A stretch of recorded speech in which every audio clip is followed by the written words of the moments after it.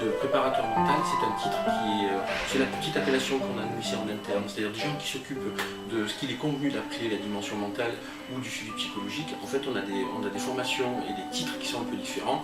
Le titre de préparateur mental est un titre qu'il y a pas des sportifs ne réussissent pas comme ils devraient réussir et que les investigations montrent que sur le plan physique, le sportif est bien entraîné, il n'y a pas de problème particulier médical et à l'entraînement, il a un niveau de performance que l'on ne retrouve pas en compétition. Donc, quand ça se reproduit comme ça, en général, les sportifs et ou les entraîneurs font une démarche pour essayer de voir ce que l'on peut faire. Sous-entendu que ça relève peut-être de ce qu'il est convenu d'appeler la dimension mentale.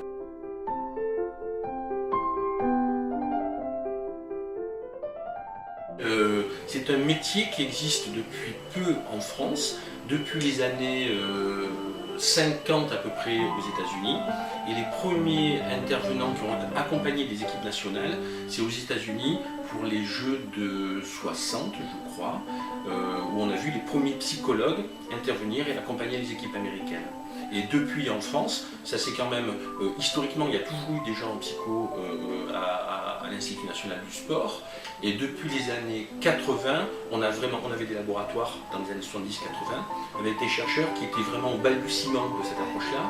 Et depuis les années 80, on a des chercheurs à qui on demande d'essayer augmenter la performance, essayer de résoudre des problématiques ou optimiser la performance. Il y a une époque, il y a une période où on travaillait de façon séparée. Je ne connaissais pas mes collègues de biomécanique, de physiologie, et on avait chacun des angles de travail qui étaient indépendants. Aujourd'hui, on a compris que c'est en travaillant ensemble qu'on arrivait à quelque chose.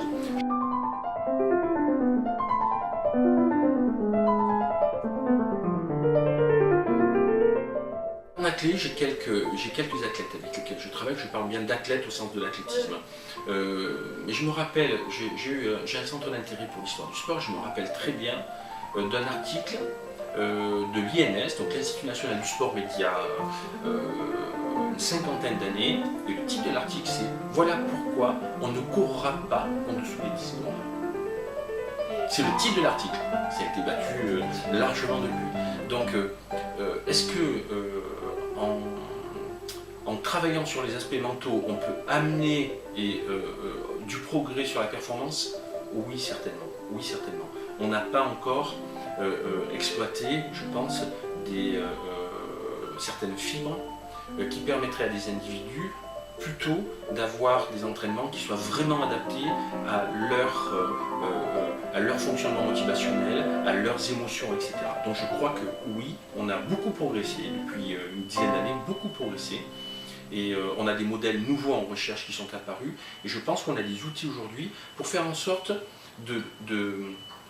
que les athlètes puissent utiliser pleinement leur potentiel. Sinon, il n'y a qu'une partie qui est utilisée. Et on a certaines situations émotionnelles qui sont incroyables et qui enlèvent des freins de l'organisme qui sont là pour protéger l'organisme. De temps en temps, on peut aller un peu plus loin. Et ça, l'accompagnement des sportifs dans la phase d'apprentissage, par exemple, est importante. Ouais. Je crois que l'allusion à des outils qui nous permettraient de connaître la chimie du cerveau, par exemple. Donc on a des avancées importantes là-dessus. C'est pas encore utilisé en termes réels et qui nous permettent aussi d'identifier, qui nous permettraient d'identifier ce qui se passe au niveau de maintenant. Et on ne se trompe pas.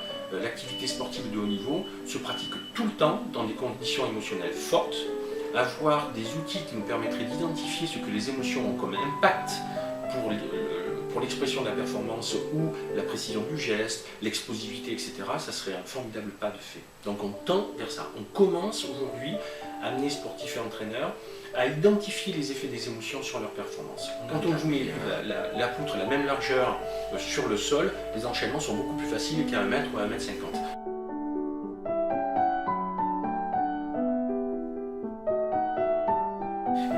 L'objet de travail des psychologues, que je ne suis pas, à l'Institut national du sport, c'est en principe l'équilibre de l'individu, l'équilibre psychique de l'individu. Et croyez-moi, c'est une profession qui a beaucoup de sens ici, qui est extrêmement utile. Les sportifs de haut niveau qui sont en quête donc, d'une démarche d'excellence ne sont pas tous dans une situation de réussite. Sur un podium, il n'y a qu'une place de premier, donc il y en a plus qui perdent que ce qui gagnent. Et pour certains, ça leur pose aucun problème, pour d'autres, ça leur pose des problèmes très très sérieux. Il y a l'éloignement familial, on a des sportifs ici qui ont votre âge et qui depuis 2 ans, le bâtiment qui est ici, c'est le bâtiment des mineurs. Voilà, on a de 15 à 18 ans, 14 à 18 ans, c'est vous dire, on est dans des situations d'entraînement qui sont difficiles. Donc c'est fondamental d'avoir un accompagnement par rapport à ça. Eux, ils travaillent vraiment sur l'équilibre psychique de l'individu pour que ce soit des individus, des sportifs épanouis, d'accord, avec des problématiques qui sont spécifiques au milieu sportif, le fait de perdre, de recommencer, d'accepter ou de ne pas accepter la douleur, de subir des entraîneurs qui sont parfois pesants dans la vie du sportif, d'accepter des rythmes alimentaires qui ne sont pas évidents, ils ne peuvent pas bouffer du chocolat quand ils veulent, non, il faut qu'ils fassent attention aussi, parce que sinon ils sortent de certains registres. Donc ces personnes-là sont fondamentales. Et d'un autre côté, on a des spécialistes comme moi qui sont des spécialistes de la performance avec un prisme mental. C'est-à-dire que nous, on va travailler sur ce qui se passe dans la tête du sportif quand il essaie d'aller plus loin dans la performance. Est-ce qu'il y a un lien entre les deux? Oui, il y a un lien entre les deux.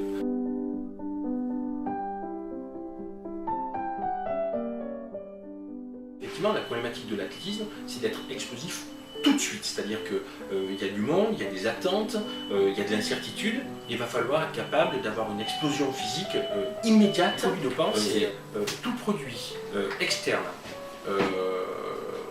qui dépasse certaines doses que naturellement nous avons. Je ne sais pas si je vous fais peur comme ça, vous allez avoir une sécrétion interne de produits chimiques qui sont destinés à améliorer votre fuite, et notamment ces produits-là naturels que vous sécrétez, que nous sécrétons, que les athlètes sécrètent au moment du départ sont nécessaires. Par exemple, l'athlétisme pour en même temps, si on les extrayait, si on les donnait en dose supérieure, c'est interdit.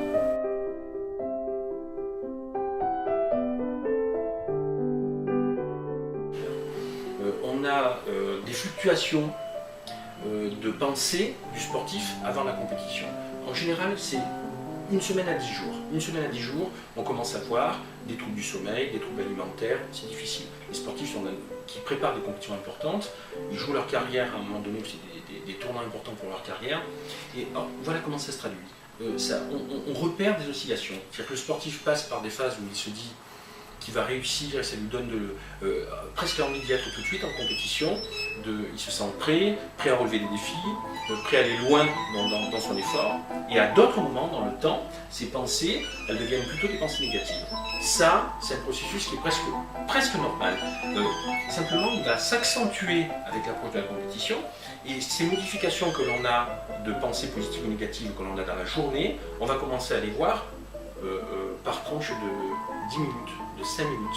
Ça se modifie de façon très importante. Par exemple, à l'approche là, on peut avoir des athlètes qui sont en phase d'échauffement, prêts à faire une performance, et se disent je sens que j'y suis, je sens que je suis prêt, etc. Et puis 5 minutes après, il y a la vue de l'adversaire, l'incertitude du résultat fait qu'ils sont complètement paniqués et perdent leurs moyens. Le fait pour le sportif de savoir que c'est comme ça que ça se passe et que c'est un processus qui est presque normal, ça permet déjà de réguler les choses. C'est-à-dire qu'il n'y a pas de perte d'énergie sur le fait qu'il y a des modifications comme ça, une inquiétude qui apparaît. Donc on les informe de ce type de choses. Et ensuite on va essayer de faire en sorte que lorsque la performance démarre, qu'il soit plutôt sur une phase haute. Donc on travaille sur des protocoles d'échauffement, où on va commencer à leur faire peut-être travailler soit de l'imagerie mentale, soit centrer leur pensée sur des points particuliers où ils ont du contrôle, plutôt que de subir la compétition parce qu'ils ne la contrôlent pas et qu'ils ne savent pas quelque chose. Ces relaxations, ces techniques de relaxation consistent à penser que quelqu'un qui est stressé, c'est quelqu'un qui est plutôt contracté sur le plan du corps. D'accord ? Quand on est stressé, on est plutôt figé et contracté.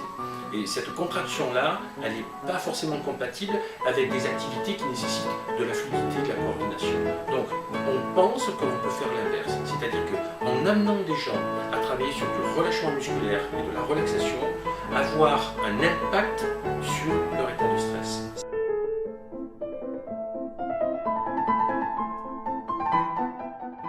Honnêtement que c'est sans limite.